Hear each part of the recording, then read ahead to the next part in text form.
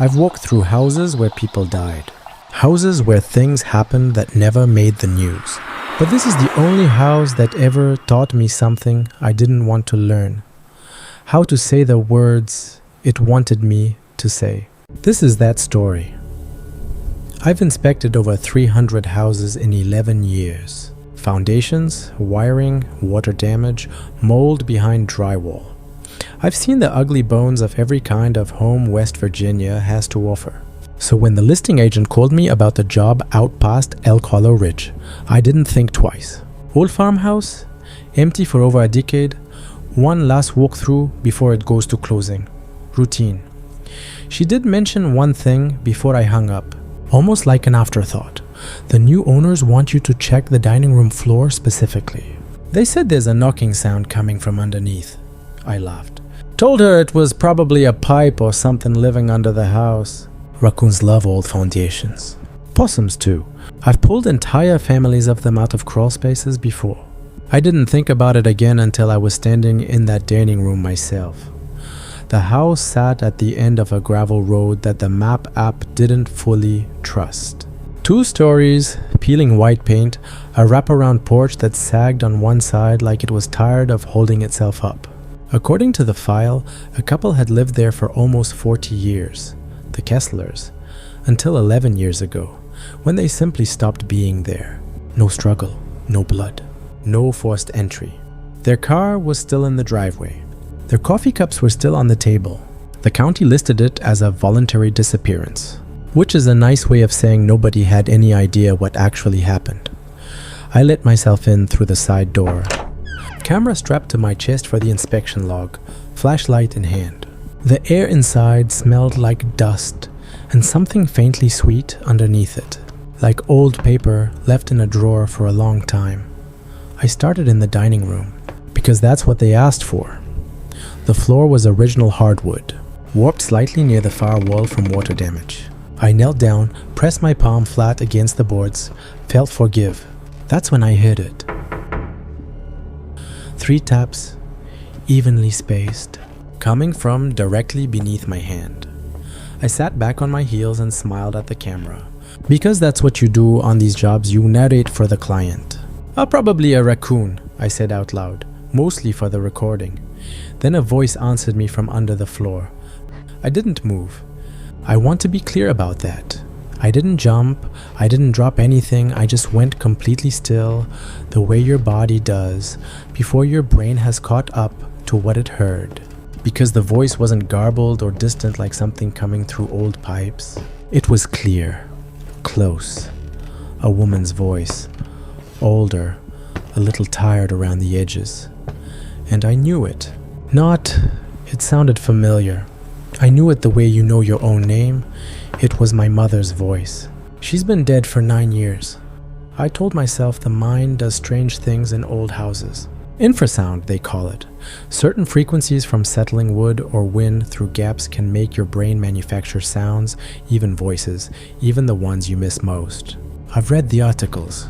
I believe them enough to keep working. I found the basement door off the kitchen and went down to check the source of the knocking from below. Bare bulb, concrete floor. Exactly the kind of unfinished basement you'd expect from a farmhouse this old. Nothing down there. No animals, no nests, no gaps in the foundation big enough for anything to crawl through. But the wall by the stairs had marks on it. Vertical scratches, hundreds of them, grouped in sets of 5, like someone counting days with a nail or a screwdriver. Someone had labeled them too, in shaky handwriting scratched into the concrete. I followed the wall with my flashlight, counting sets in my head without meaning to, until I reached the last one. Day 4018. I did the math standing right there because I couldn't help it. 4018 days is almost exactly 11 years. The same 11 years since the Kesslers disappeared. I stood in that basement a long time, telling myself it didn't mean what it looked like it meant. Down near the last set of marks, scratched smaller than the rest, like whoever made them had gotten tired, there was a single word instead of a number. Listen, I didn't linger on it. I told myself it was nothing, the kind of thing a bored, frightened person might carve into a wall to pass the time. I climbed the stairs faster than I needed to. When I went back upstairs, the voice was still going. Not calling for me, talking, like it was in the middle of an ordinary conversation with someone else entirely. "You shouldn't be here," it said. "Mom?" I heard myself say it before I decided to. No answer. Then, softer. "Don't answer it." I froze on the stairs. The voice was still coming from beneath the dining room floor, but it wasn't speaking to me. It was warning someone else. Someone who was apparently also inside this house with me, though I hadn't seen another living soul since I'd walked through the door. I went back to the dining room and pried up one of the loose floorboards near the wall. Underneath was a narrow crawl space, maybe 18 inches of dead air between the joists and the dirt. I clicked on my flashlight and pointed it into the gap. Nothing, just packed earth and old insulation. Then the beam caught something and I stopped breathing. Eyes, a pair of them, very close to the opening, reflecting the light back at me the way an animal's would, except they weren't low to the ground like an animal's would be. They were at the exact height a person lying flat would have them. I pulled back so fast I hit my head on the underside of the table. When I got my flashlight steady again and pointed it back into the crawl space, there was nothing there. No eyes. Just a small knot in the wood where a nail had once been, catching the light at the wrong angle. I told myself that's all it had been. I finished the ground floor faster after that, less thorough than I should have been, and went up to the family room to photograph the built-in shelving for the report. There was a box of old photographs someone had left behind, curling at the edges, and I flipped through them out of habit more than curiosity. One photo stopped me. The Kesslers, younger, standing in front of this same house with two kids I assumed were theirs. Ordinary family photo, 1978 written on the back in fading pen. But behind them, at the edge of the tree line, there was a third child. Standing alone between two pines, half in shadow, facing the camera directly while everyone else smiled for it. I zoomed in with my phone camera. Not sure why I needed to see it more clearly, and when the image sharpened I felt something cold settle into my chest. The child in the trees was wearing a jacket, red and black plaid, patched at one elbow, the exact jacket I was wearing right now. The one my mother bought me when I was 11 years old, the one I've kept in my closet for reasons I've never fully explained to anyone, including myself. That photo was taken in 1978. I wasn't born for another 12 years. I flipped through the rest of the box, half hoping to prove myself wrong, and found the same family across different summers. In every photo, at the edge of the frame, that same child stood among the trees, never any closer, always watching whoever held the camera. I put the box down and walked, not ran, toward the front door. I told myself I had enough footage. I told myself the report could be finished from what I already had. The door wouldn't open. Not locked. I checked the latch 3 times.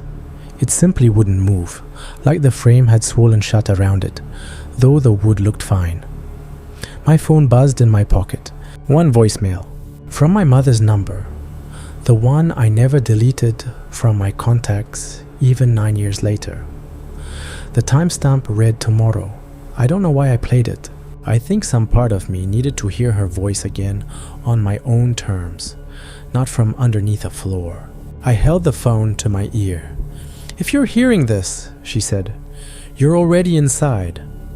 There was a pause, filled with the faint hiss of an old recording. Then a second voice came through underneath hers, layered quiet, almost buried in the static. My own voice, whispering, "Mom." I'm scared. I have never said those words in my life. Not as a child, not as an adult, not once, not to her, not to anyone. I dropped the phone onto the hardwood and didn't pick it back up. I went for the nearest window instead, one in the family room facing the porch. And I almost had it open when I heard it again from behind me. Knock, knock, knock from under the floor. I didn't answer. I didn't look back. I got my fingers under the sash and pulled, from the wall beside me now, close enough that I felt it, more than heard it. From the ceiling directly above my head. I stopped pulling at the window. I turned slowly, because some part of me already understood that running wasn't the part of this that mattered anymore.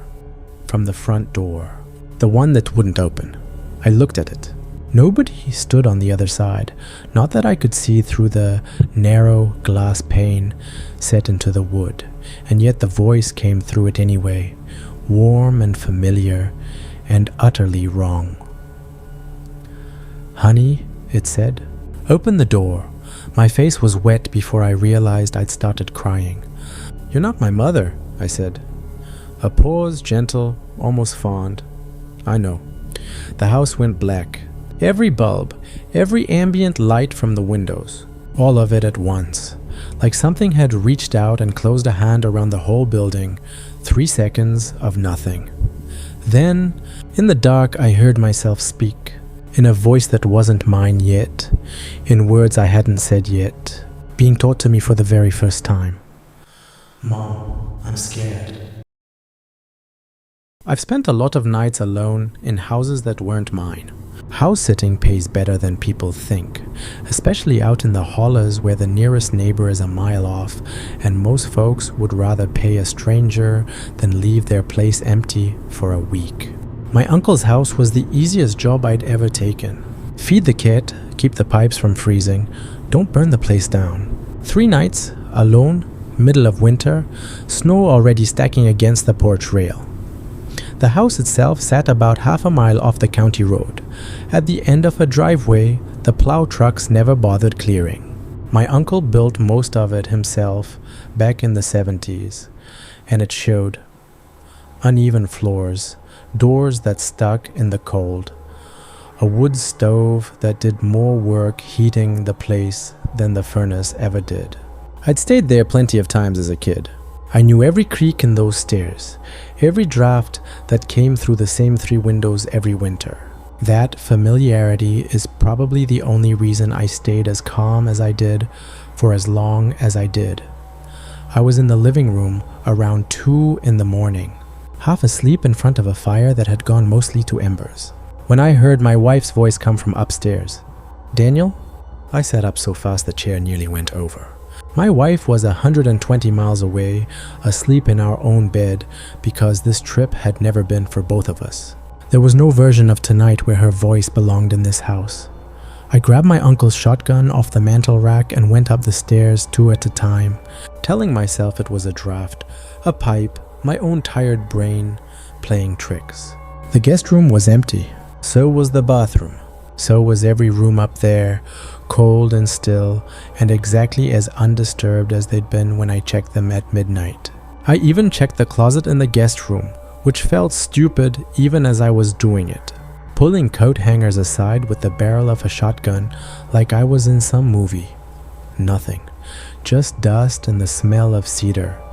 I stood in the hallway upstairs for a good minute, listening. The house made its usual sounds, the wood stove ticking as it cooled, wind pushing against the old windows, and nothing else. I told myself that was that. When I came back down, the front door was standing open. I remembered locking it. I remember the specific weight of the deadbolt turning under my hand. From out in the dark, past the porch, I heard her again. "Daniel, I'm outside." I took a step toward the door. My phone rang in my pocket before I got there, and the screen said my wife's name. And for one relieved second, I thought this whole thing was about to make sense. "Where are you?"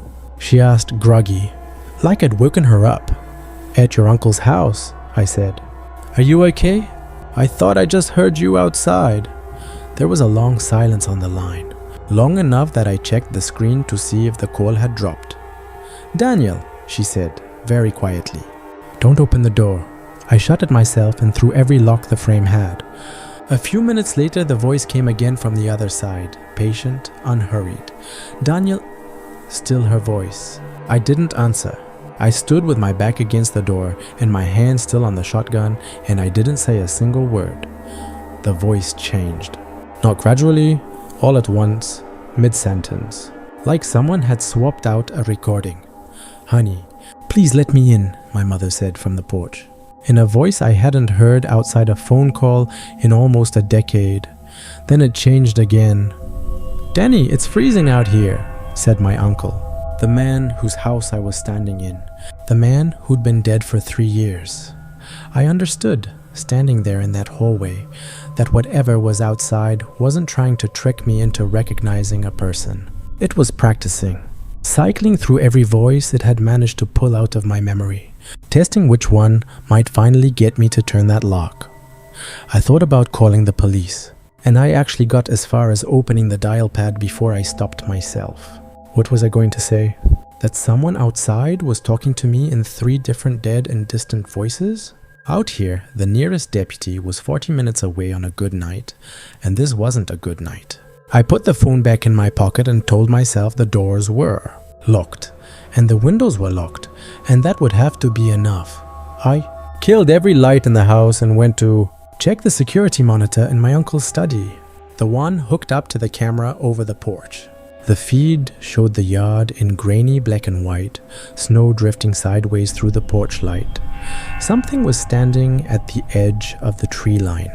Tall, taller than made sense for a person, and wrong in the way it was thin. Joints sitting at angles that didn't track right when it shifted its weight. Its head was tilted slightly, the way a dog tilts its head at a sound it doesn't understand. I leaned closer to the monitor. The thing wasn't looking at the house, it was looking directly into the camera. The screen cut to static. I spun toward the window behind me. Nothing, just snow and dark and my own reflection staring back, pale under the study lamp. When I turned back to the monitor, the picture had returned, and the thing was no longer at the tree line.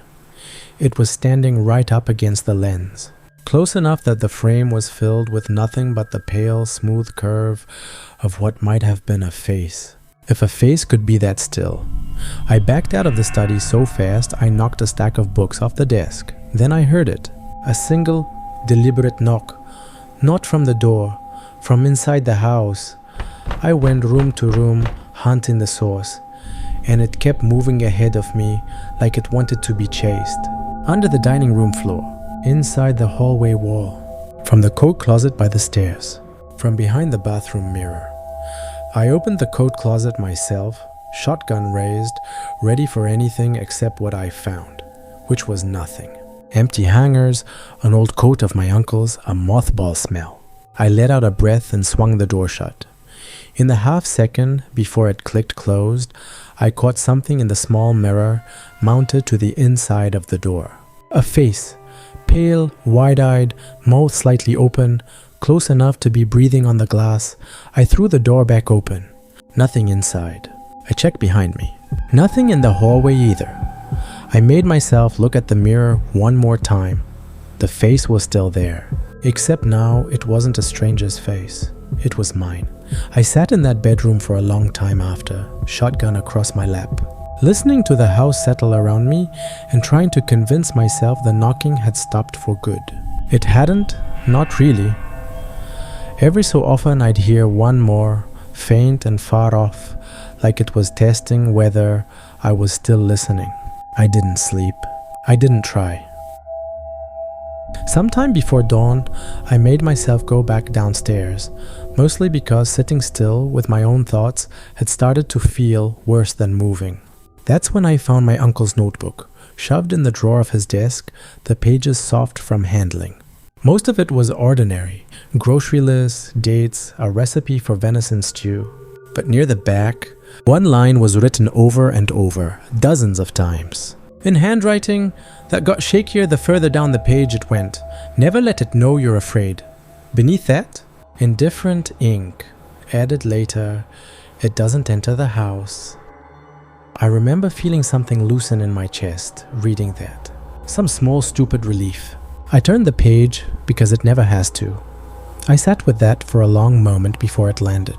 The voices outside, the thing at the tree line, the camera, all of it had been theater, and a good one. Convincing enough that I'd spent the whole night with my back against the front door, shotgun raised at empty snow, guarding an entrance nothing had ever needed to use. A performance meant to keep me watching the wrong door. Whatever this was, had never needed to get in. I ran for the bedroom and locked myself inside, shotgun across my knees, and called my wife with hands that wouldn't stop shaking. "I think something is inside the house," I told her. She didn't answer right away. When she did, her voice was too careful, the way you talk to someone standing on a ledge. "Daniel," she said, "what does it look like?" "I don't know," I said, and I meant it. I hadn't gotten a clean look at anything all night. Only glimpses, only reflections. "Then don't look behind you," she said. I went cold from the inside out, because I could hear it now that she'd said it. A slow, even breath, close behind my head. Close enough that I should have felt it on my neck and somehow hadn't. Not until she told me to notice. I made myself look at the window instead of turning around, using the black glass as a mirror the way I had with the closet door. My reflection stared back at me, alone in the room, nothing behind me at all. I let out a breath I'd been holding since I picked up the phone. Then my reflection smiled. I didn't. The screen cut to black in my memory, before my mind let me process anything else. 1 second of silence, then I heard my own voice come from inside that dark room. "Honey, I think it's gone." My wife's voice answered instantly through the phone, sharp with a fear I'd never heard from her before. "Daniel," she said, "that isn't your voice." The last thing I remember is my own throat opening, my own mouth moving, my own voice screaming words I never chose to say. From somewhere far too close behind my own head, "Don't look at me."